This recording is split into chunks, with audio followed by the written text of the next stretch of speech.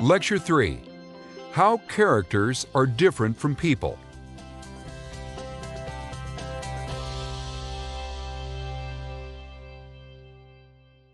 One of the curious facts about the emotional life of human beings is that some of the most vivid, memorable, and influential people in our lives have never existed at all. I'm talking, of course, about fictional characters. And the funny thing about them is that many of the people who are most familiar to us, in fact, many of the people who may be the most important to us, are imaginary. From Odysseus to King Arthur to Jane Eyre to Mrs. Dalloway to Holden Caulfield to Tyrion Lannister. These characters are often more vivid and more comprehensible to us than some of the people we know in real life, and occasionally even more appealing to us than our own loved ones.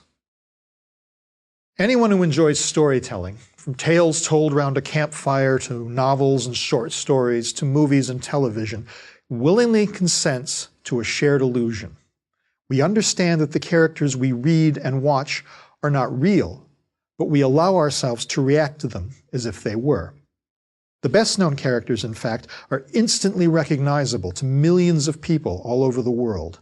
The names Sherlock Holmes, Dracula, James Bond, Buffy the Vampire Slayer, and Lisbeth Salander are so widely known that the mere mention of each one instantly puts an image in your head, even if you've never read any of the books or seen any of the movies in which they appear.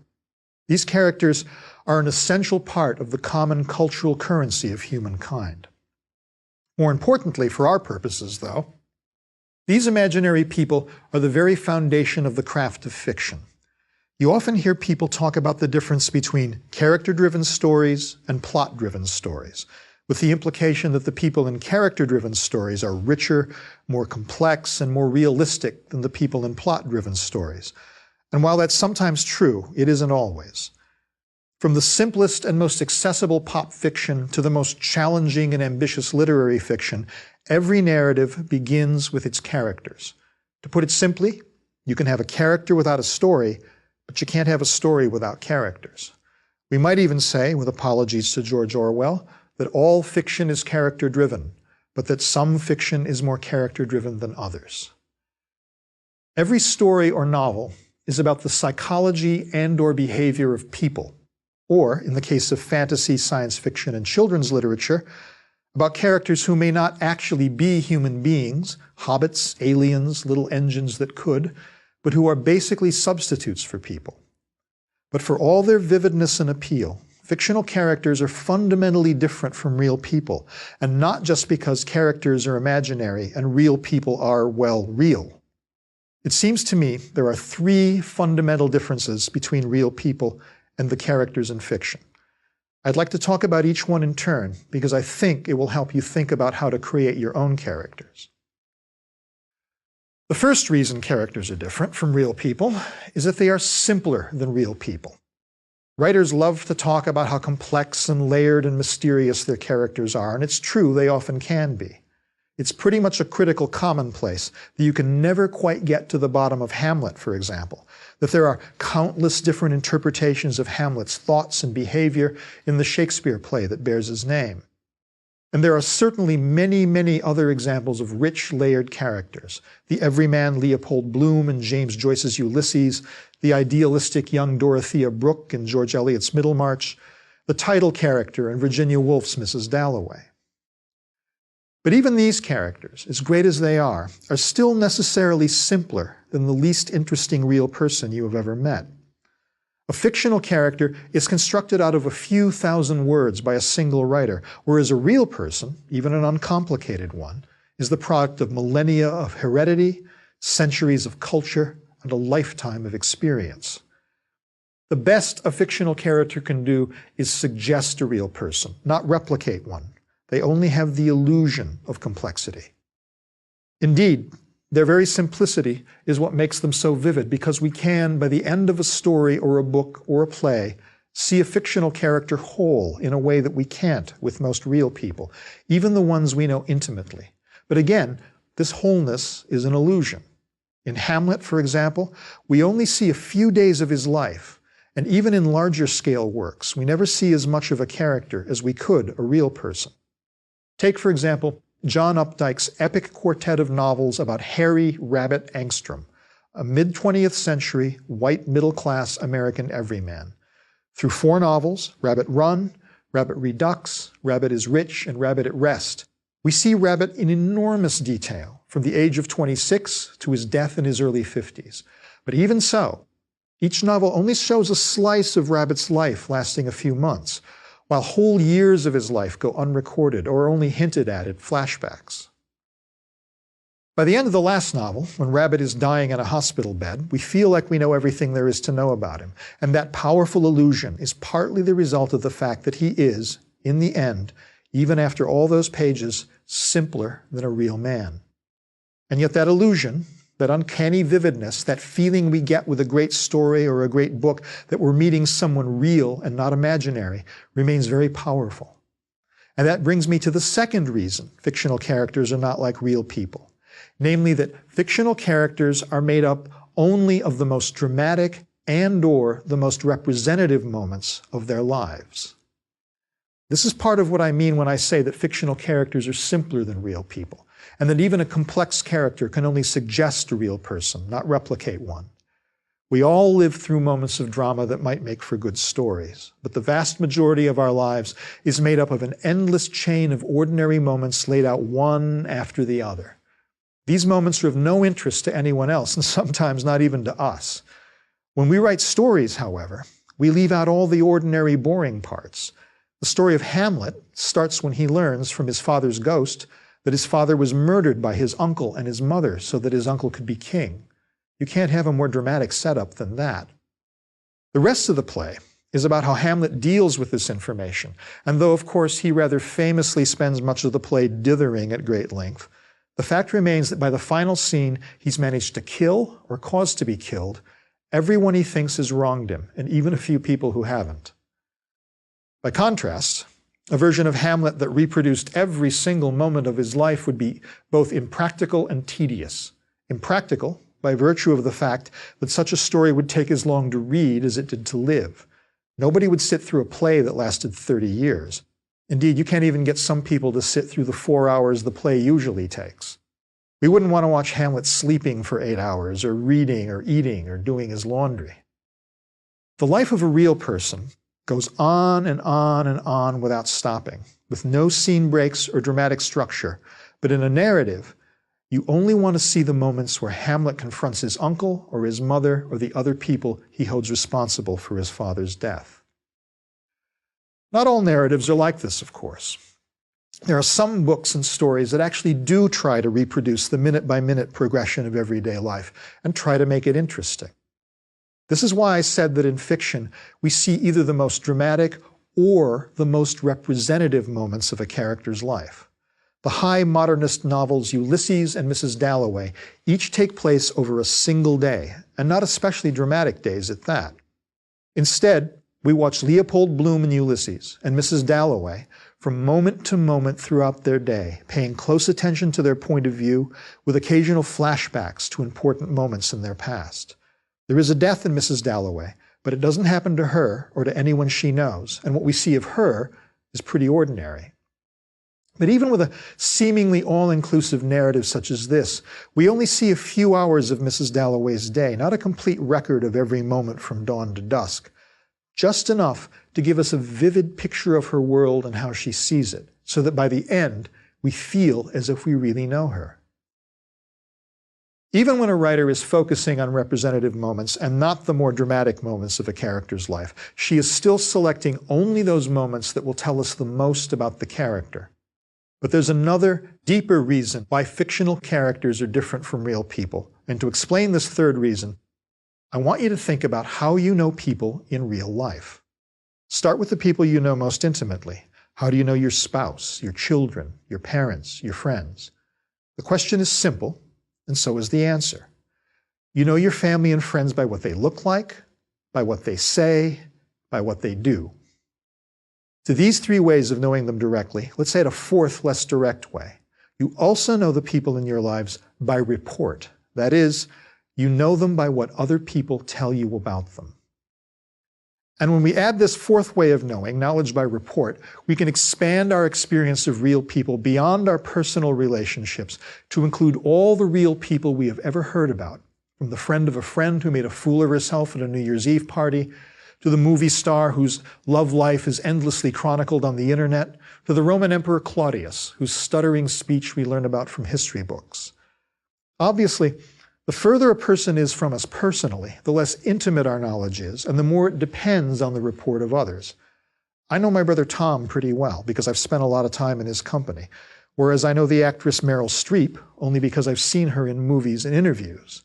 Clearly, I know Tom better than I know Meryl Streep because I've had direct access to him, while my experience of Ms. Streep has been mediated by filmmakers and journalists. Now, this may be the only moment in the whole history of the universe when my brother Tom and Meryl Streep are mentioned in the same paragraph. But the fact remains that they are both, so far as I know, equally real. Because they're both real, they still have something in common with each other and with every other real person in the world that sets them apart from every fictional character ever created. As improbable as it may sound, especially if you know my brother Tom, he and Meryl Streep share a certain impenetrable mystery, and that mystery is this: I don't know what they're thinking. In fact, I can't know what they're thinking. In other words, to put it in slightly more highfalutin language, I can have no direct access to the consciousness of any other living person. None of us can. Not to get all bleak and existentialist on you, but each of us is trapped inside his or her own head, and we can only infer what other people are thinking and feeling from, as I've already said, what they look like, what they say and do, and what other people tell us about them. You don't need an undergraduate degree in philosophy like mine to understand this. All you have to do is consider your own inner life in those moments when you're alone or not communicating with anyone else. Think of how quick and fleeting and digressive your inner life is, shifting from perception to perception, from thought to thought, from memory to memory, effortlessly and with lightning speed. Then consider how impossible it would be not only to express all that to another person, but even just to remember all of it yourself 5 minutes later. Then consider that every other person in the world is doing the same thing all the time, and you realize that each of us is alone in the teeming little universe inside our head, surrounded by a lot of other little universes with which we can communicate only indirectly.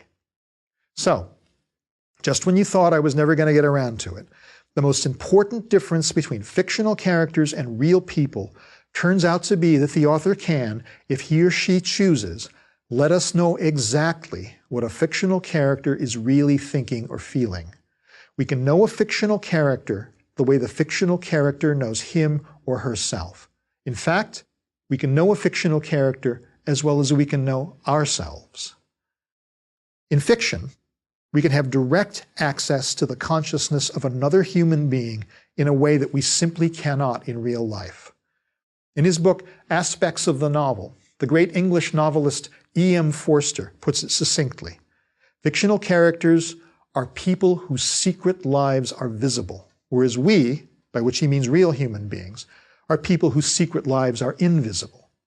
We can know things about a fictional character that in real life we can only know about ourselves, the things we never tell other people. We can know a character's deepest secrets, her most private longings, his wildest ambitions, her worst fears. Right away, of course, I have to point out 3 whopping qualifications about this unusual intimacy we share with fictional characters.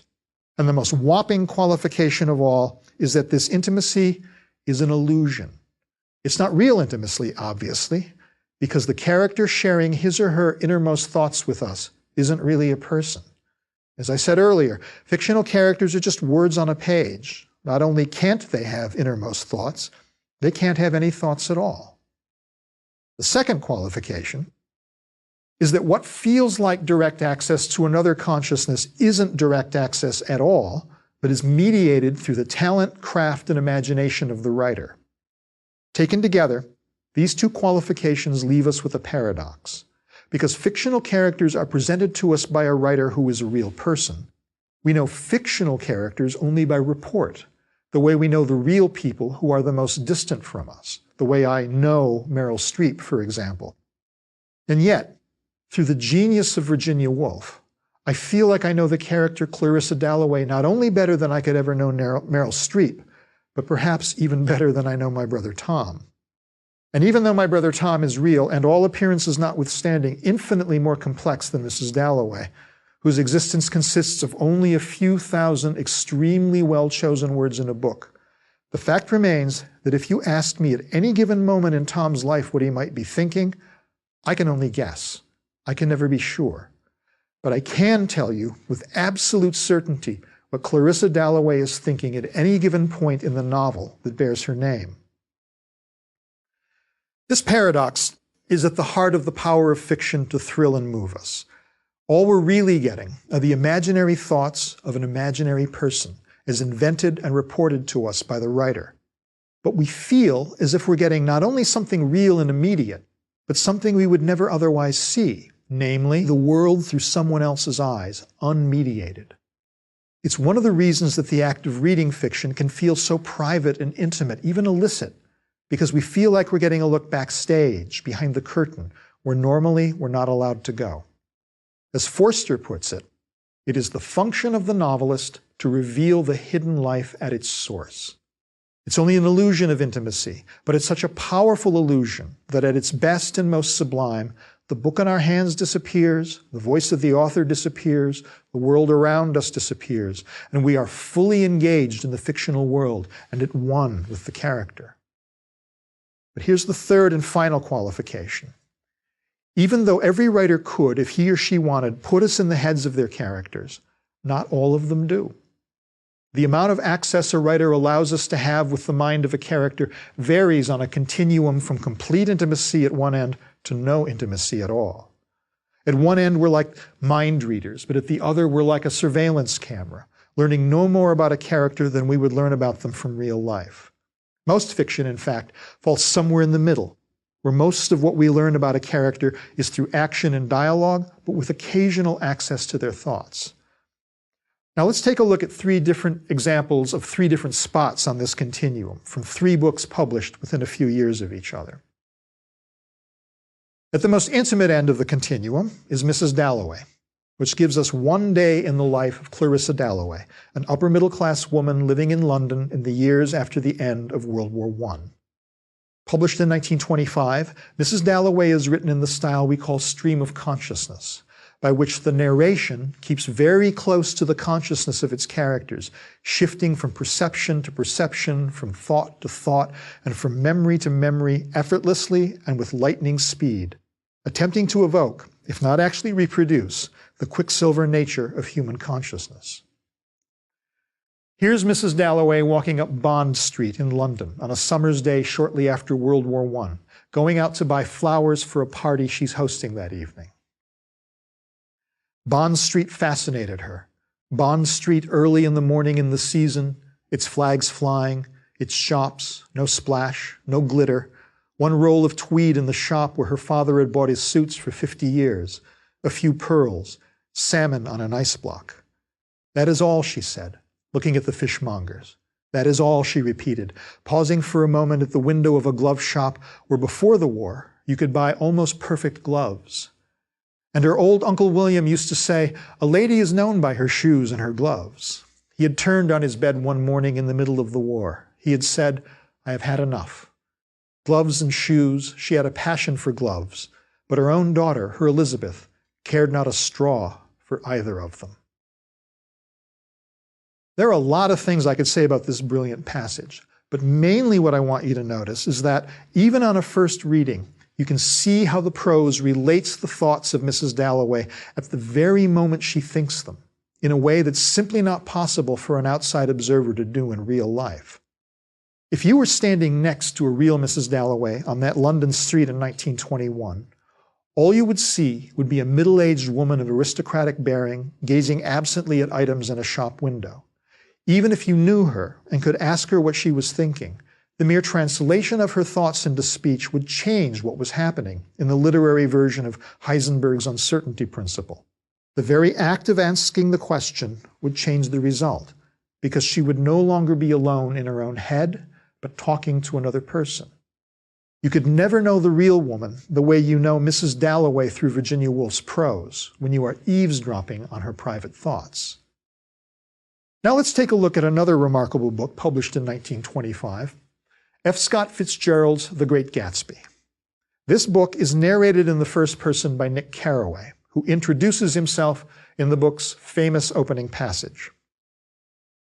In my younger and more vulnerable years, my father gave me some advice that I've been turning over in my mind ever since.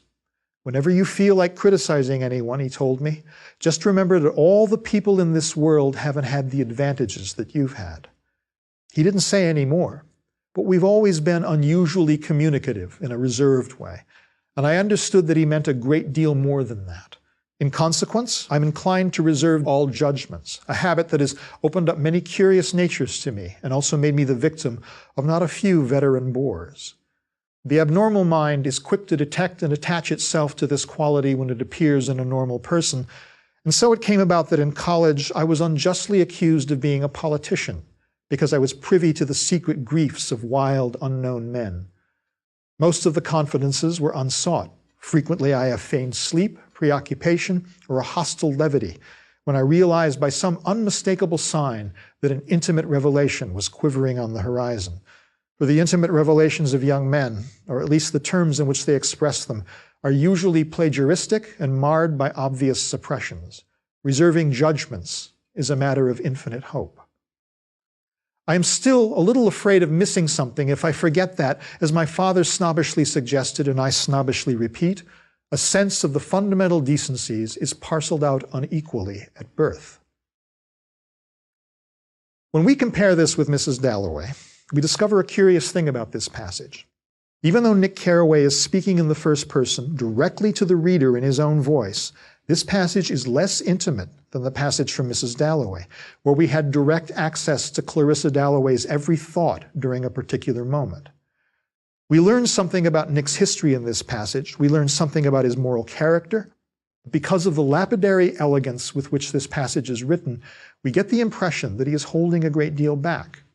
For one thing, he's summarizing rather than evoking a particular moment, and for another, he leads away from the particular, the specific advice his father gave him once, to the general. In other words, Nick Carraway stands somewhere in the middle of the literary continuum between complete intimacy on the one hand and no intimacy on the other. We learn only what he chooses to tell us, which means we learn no more about him than we might learn from him in real life.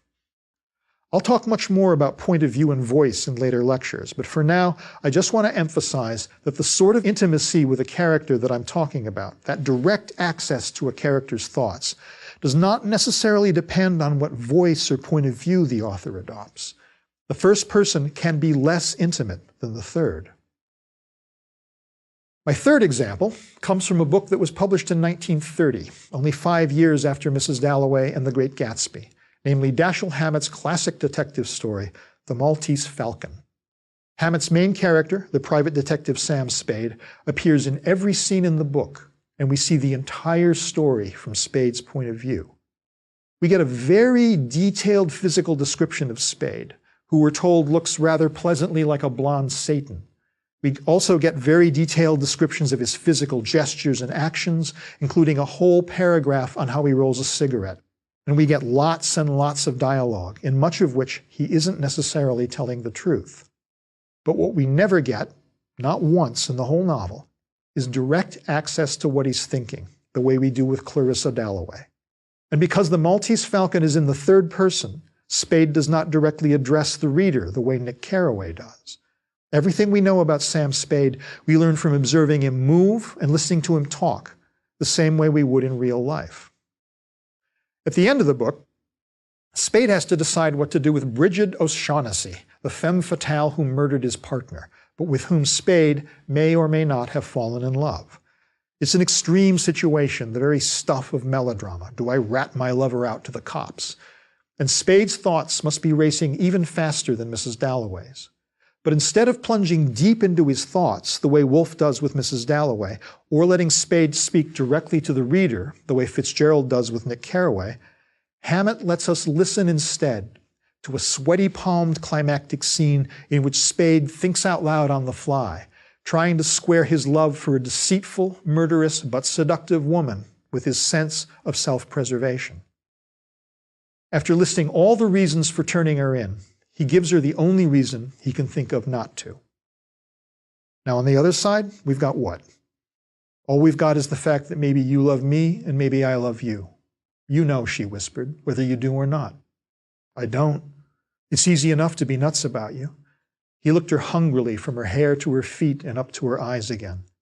But I don't know what that amounts to. Does anybody ever? But suppose I do. What of it? Maybe next month I won't.